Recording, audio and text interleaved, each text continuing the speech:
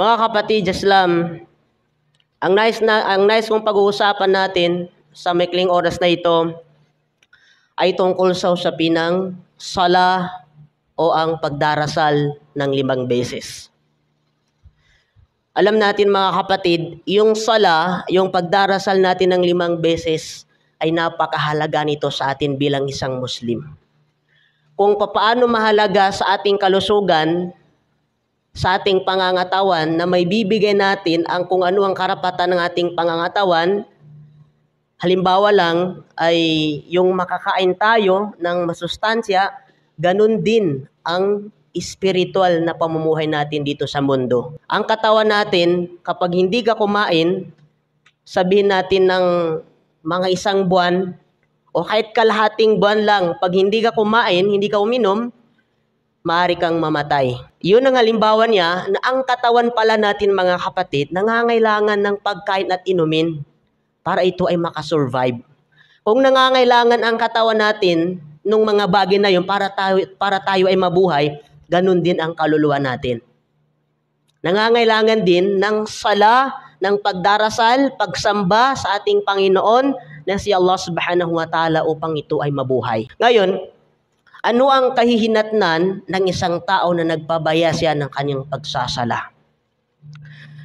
Meron akong babanggitin na 3 bagay na pinaka-common itong 3 bagay na ito ang maging kahihinatnan ng isang tao na hindi siya nagdarasal ng 5 beses. Sadyang pinabayaan niyang hindi magdarasal ng 5 beses. Unang-una, ang hindi pagdarasal o pagsasala ng 5 beses, ito yung pagkakaiba ng Muslim at saka hindi Muslim. Pag nagsala ka, ginampanan mo yung tungkulin mo sa Islam, yung pagsasala, tiyak na kabilang yung sa katangian ng isang Muslim. Pero kapag ikaw ay nagpabaya ng pagsasala, paano mo pa matatawag ang yung sarili na ikaw ay isang Muslim? Ang sabi ni Propeta Muhammad sallallahu alaihi wasallam, al-ahdu alladhi bainana wa bainahumus salah. Faman tarakaha faqad kafara. Ang pinagkaiba namin at pinagkaiba nila ay ang sala. Anong ibig sabihin? Ang pinagkaiba namin, sabi ni Propeta Muhammad sallallahu alaihi wasallam, sa pagitan ng mga kafir at Muslim at mushrik ay ang sala.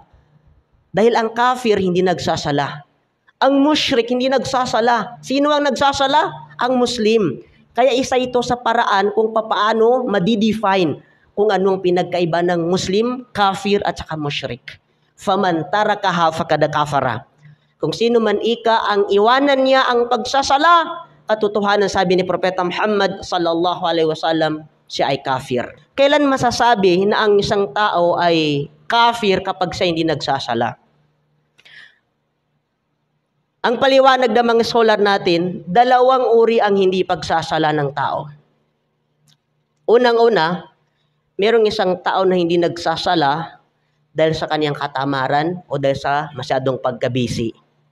So sabi ng mga ulama natin, kapag ganito ang sistema ng tao na naging dahilan na hindi siya nakakapagsala ng 5 beses, hindi pa siya matatawag na kafir. As long as na naniniwala siya na ang sala ay obligado, subalit hindi lang siya nagsasala dahil sa tamad siya, dahil sa busy siya, hindi pa siya matatawag na kafir. Subalit napakalaki ng kanyang kasalanan kay Allah subhanahu wa ta'ala. At yung pagiging tamad niya sa pagsasala ay mas malapit sa katangian ng isang taong munafik. Dahil ang isang munafik, pag yan ay magsala ay tatamad-tamad yan sa kanyang pagsasala. Yun ang mas malapit sa kanya. Pangalawa, sabi ng mga ulama natin, kapag ang isang tao, ang dahilan ng kanyang hindi pagsasala ay hindi siya naniniwala na ang sala ay obligado, yun ay matatawag natin na kafir. Ito yung klase ng tao na hindi siya naniniwala na ang sala ay obligado sa isang Muslim. Hindi siya naniniwala na ang sala ay kautusan sa atin. Kapag ganun ang paniniwala ng isang tao, isang Muslim, tiyak na siya ay kafir, kahit na ano pang kanyang tribo. So yun ang paliwanag ng mga ulama natin. Yan ang unang kahihinatnan ng isang taong nagpapabaya ng sala. Maaring pag-ibahin kanya sa mga taong sumasampalataya kay Allah subhanahu wa ta'ala. Maaring ilabas kanya sa pananampalatayang Islam kapag ang isang tao ay hindi siya nagsagawa ng 5 beses na pagdarasal. Pangalawa, ang isang taong hindi nagsasala ay magkakaroon siya ng masalimuot na pamumuhay dito sa mundo.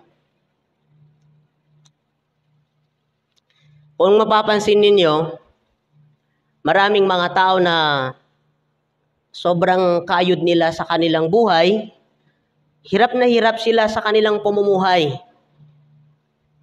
At ilan sa kanila, 24 hours silang nasa trabaho dahil lang sa paghahanap buhay. Bakit? Dahil sa kahirapan yun.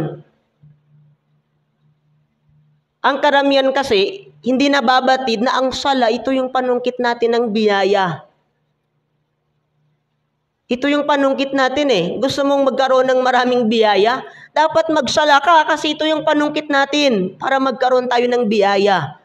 Pero nakakalungkot isipin, may mga tao na 24 hours silang nagtatrabaho, hindi na sila nagsasala. Pero kung mapapansin mo, nananatili sila sa kanilang pamumuhay. Hindi sila makaahon sa kahirapan dahil pinangako na sa atin ni Allah subhanahu wa ta'ala. Ang isang taong hindi nagsasala ay magkakaroon siya ng masalimuot na pamumuhay dito sa mundo, lalong-lalo na sa kabilang buhay. Anong sabi ni Allah subhanahu wa ta'ala? وَمَنْ أَعْرَضَ عَنْ ذِكْرِي فَإِنَّ لَهُ مَعِيشَةً ضَنْكًا. Kung sino man ang tumanggi, baliwalain niya ang aking paalaala, ang aking dhikr. Katotohanan, sabi ni Allah subhanahu wa ta'ala, nasa kanya ang masalimuot na pamumuhay. Sapagkat ang sala, mga kapatid, ito yung pag-aalala natin kay Allah subhanahu wa ta'ala. Kaya sabi ni Allah subhanahu wa ta'ala, wa aqimis salata lidhikri. Kayo ay mag-alay ng pagdarasal bilang pag-aalala sa akin. Kaya yung mga tao na yun, na kinalimutan nila ang pag-aalala nila kay Allah subhanahu wa ta'ala, dito pa lang sa mundo ay magkakaroon sila ng masalimuot na pamumuhay. At sa kabilang buhay ay وَنَحْشُرُهُ يَوْمَ الْقِيَامَةِ أَعْمَى. Bubuhay namin sila, sabi ni Allah subhanahu wa ta'ala, sa araw ng paghukom, na yung mga tao na yun na tumanggi sila sa paalala ko sa kanila na bilang isang bulag sa kabilang buhay. Magiging bulag sila sa kabilang buhay. At paglabas nila sa kabilang buhay, magtatanong sila, Ya Allah, bakit ako naging bulag? Nung nasa mundo ako, di naman ako bulag. Parang naging baliktad eh. Sa mundo ako, meron siyang magandang paningin, pero nung nasa kabilang buhay na, binuhay siya ni Allah subhanahu wa ta'ala na bulag. Sabi ni Allah subhanahu wa ta'ala, yan ang pagpapabaya mo sa aming mga tanda, sa aming mga aya. Kinalimutan mo ang aming mga aya. Kaya sa panahon na ito, sabi ni Allah subhanahu wa ta'ala, kakalimutan ka namin, sabi ni Allah subhanahu wa ta'ala. Yan ang pangalawang kahihinatnan ng isang taong hindi nagsasala, mga kapatid. Dito pa lang sa mundo ay masalimot na ang kanyang pamumuhay. Kahit anong pagsusumikap mong makaahon sa kahirapan, maging magandang takbo ng iyong buhay, malayo. Bakit? Kasi mismo na yung masalang pinabayaan mo. Kung sasabihin mo, bakit yung mga hindi sumasamba kay Allah mas maganda pa kanilang pamumuhay? Hindi mo may kukumparang sarili mo doon sa mga tao na yun, mga kafir. Bakit? Kasi yung paraiso nila nandito na sa mundo. Sa kabilang buhay, wala na, tapos na sila. Nandito lahat ng kanilang kasiyahan. Maaring pasok sila doon sa rahman ni Allah subhanahu wa ta'ala, doon sa habag ni Allah subhanahu wa ta'ala.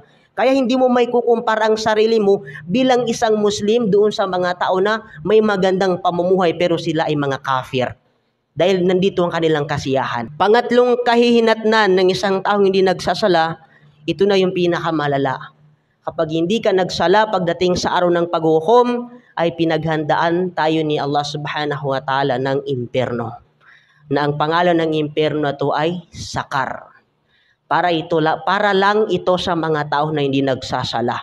Kaya kung makakapasok na doon yung mga tao na ito na hindi nagsasala, masalakakum fi sakar. Anong dahilan kung bakit kayo nandito sa impyerno na ito? Sasabihin ng mga tao na yun, qalu lam nakum minal musallin.